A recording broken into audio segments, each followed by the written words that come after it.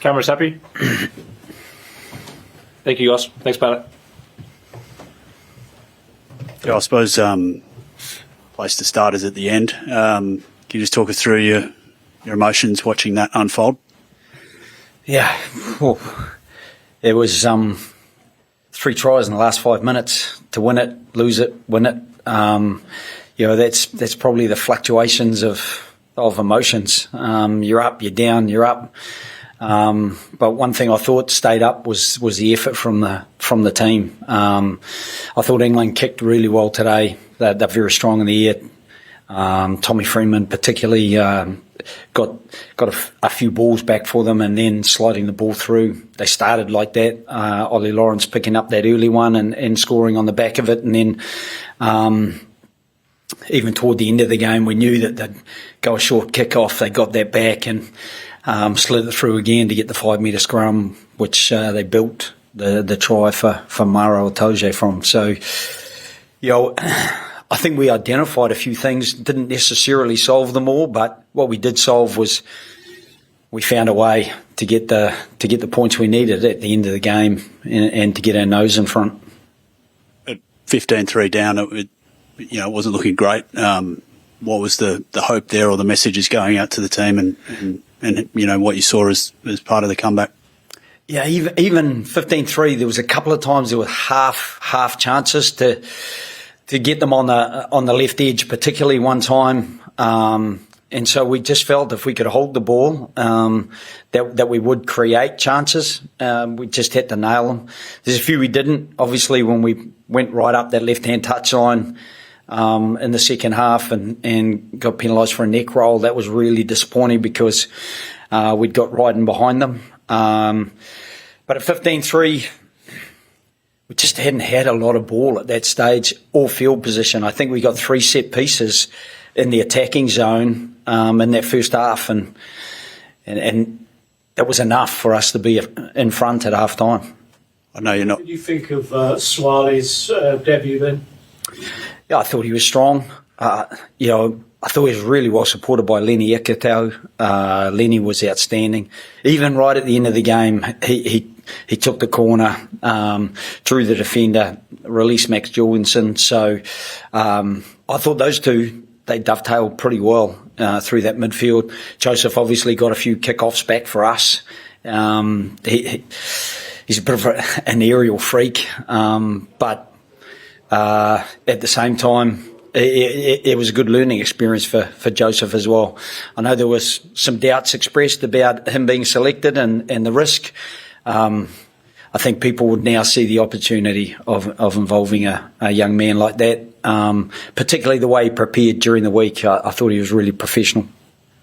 Alan, how big a win is that? You played in a lot of test matches.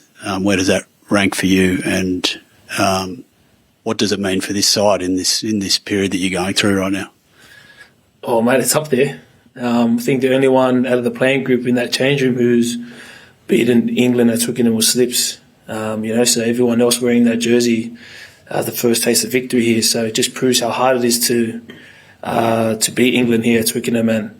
And came off the back of a great week of prep. Even last week, back home in Sydney, and that's a credit to the whole squad. A lot of our boys who didn't play today, put us under the pump throughout the whole week and prepared us really well. So that's definitely something for us to continue to improve on and understand how important that is throughout the rest of the Grand Slam. It's only one win, Joe, but how important do you think this was after 3 successive defeats, and just for the morale of the team? Yeah. You're always trying to build belief, particularly from where we were this time last year. And even we have a totally new staff almost. So I didn't even know some of the people who are going to be in the staff, the performance staff, the analysts, the physios. So getting them to gel together, and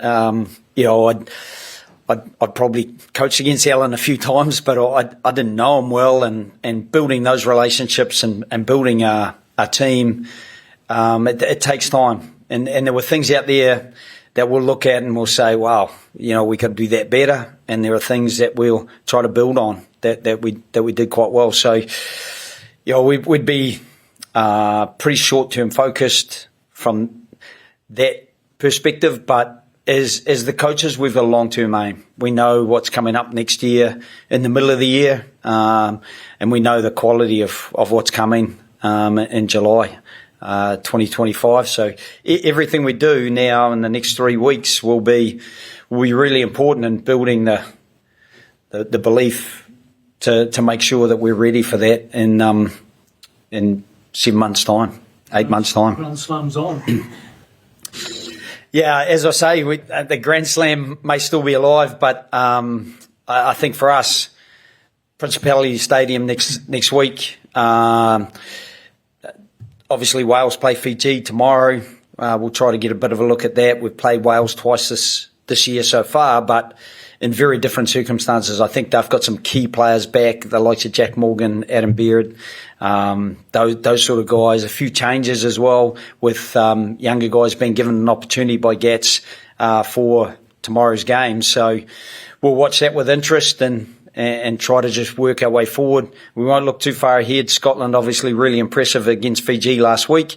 And then I still know some of those Irish guys quite well, so we'll see where we get to there. One on the front here, please. Hi, Alan. Congratulations on the win today. There's obviously been a lot of chat about this England pack and just, they might try and be quite dominant today. You boys really, really stood up. So how does that feel, knowing that, you've come away from that with a really, really strong performance from the Aussie pack? Yeah, I think it's a really good feeling. And like throughout our whole preview, for the last couple of weeks, like we could see how, great that they've been. We know how physical the match is always going to be against, the England pack. So we had one eye on that, but most importantly, we're focusing on ourselves internally, and trying to make a statement as a pack, especially throughout the set piece. Cheers. And quick to Nick, please. And quick question for you, Joe. So you obviously one stage in the game today, 15-3 down. You've had some tough defeats this year. Was that resilience that the boys showed out there on the pitch, the kind of the thing you take away most from that game today?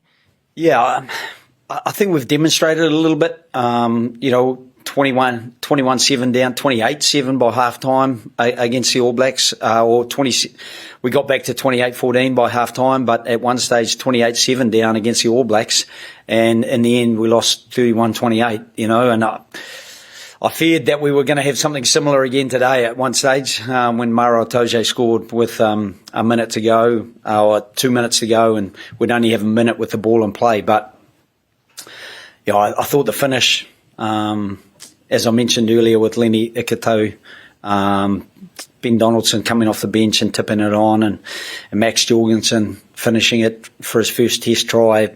I think you'll remember that one. That's a pretty special moment for that young man as well. Thanks, Nick. How much confidence does a performance like that give you that we'll have a competitive Lions still next year? So very a lot of kids were written off after the World Cup almost. How much potential is there for that to be? Yeah, well, that's a challenge. All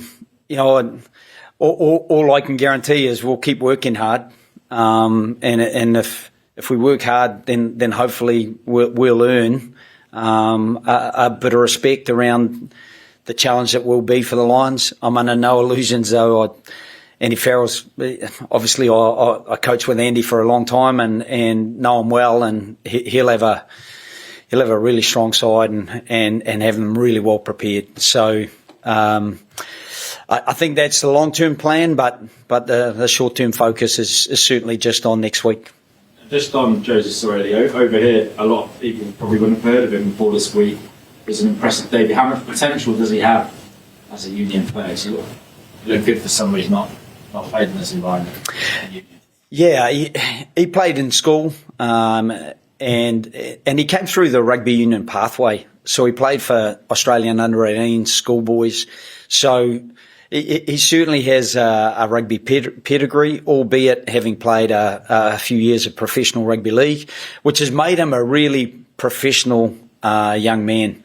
21 years old. He is incredibly diligent around his preparation, and that diligence, I think, pays off in the way that he performs. He's still probably finding his feet in the game. There are subtleties that are very different, but with that diligent work ethic, that professionalism and the athleticism that he possesses, I thought it was a really confidence boosting debut. Thanks, Alan. Thanks, Alan. Joe, just want to ask, you mentioned picking up the team from last year.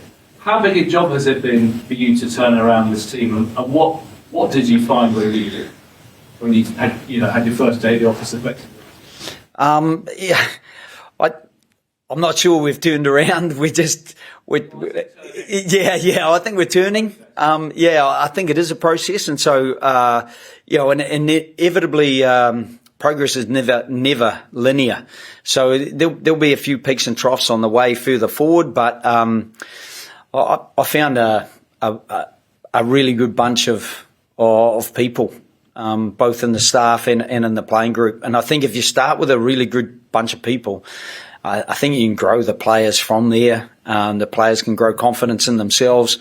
And I thought some of the skill exhibited today, some of the things that we've been working really hard on were certainly visible to the coaching staff, which gives us a bit of confidence, certainly gives the players a bit of confidence. So, I'm not quite sure where they ended up at the end of last year, other than what I saw from an opposition perspective. Really, I was coaching a different team and was delighted when we ended up on the right side of results from that year. But I think there's green shoots, certainly. Thanks, man. Joe, I don't want to be negative on such a great win, but besides the flashy stuff, you kind of alluded to some things that are still worked on. 22 exits, gain line dominance from Cloud 5. How much progress do you think you've made in those sort of like more boring aspects of the game? You know what I mean? Yeah, we try to build our boring, and try to be really good at those things. Hard against England. They're so combative. That's hard work. But at the same time, I think the boys really rolled their sleeves up. I was delighted with our loose trio. As much as you say getting gain line, I thought Rob Valentini got gain line. Harry Wilson got gain line. Gee, they were really combative, and I thought Fraser McWright was a fantastic link for us. Up that left-hand touch toward the end, through the middle, and another time he was a guy in the right position to handle the ball and move it on. So I think between that tight five and the middies and edges, that loose trio tonight, they were outstanding. Last one at the back, please. Joe, you just maybe fascinated to hear your analysis of Marcus Smith as a sort of key attacking threat for England. I don't know whether, when he's moved back to fullback, was that a sort of relief for you? Do you see it? I don't know how you think they make best use of him. Yeah, I thought he's pretty useful, all right. Right from the start of the game, as I said, he's the guy who slides the ball through for Ollie Lawrence to pick back up again. He pulls the strings really well. And, we were keen to suffocate him today, but he just kept breathing. And he finds little spaces between you.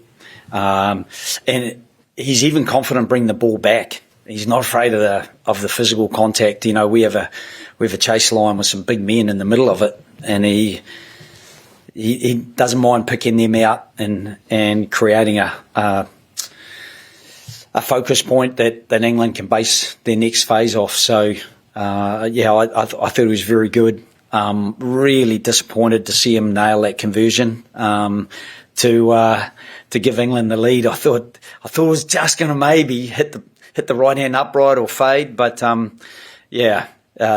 he is a class player without a doubt. Thanks, guys. Appreciate your time. Oh, thanks. Thanks, guys. Cheers. Thank you.